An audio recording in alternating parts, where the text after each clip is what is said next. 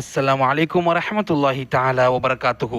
எங்களுக்கு பிறரால் செய்யப்படக்கூடிய அநியாயங்கள் உதாரணத்துக்கு எடுத்துக்கொள்வதாக இருந்தால் அது மோசடித்தனமாக கூட இருக்கலாம், அது களவாடுவதாக கூட இருக்கலாம், அல்லது ஏமாற்றுவதாக கூட இருக்கலாம், அல்லது சூனியமாக கூட இருக்கலாம்.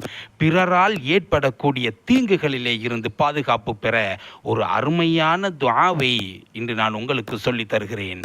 இந்த துஆ சின்ன ஒரு துஆவாக இருந்தாலும் இந்த துஆவினுடைய பலன்கள் மிகவும் பெரிது என்பதை மனதில் கொள்ளுங்கள்.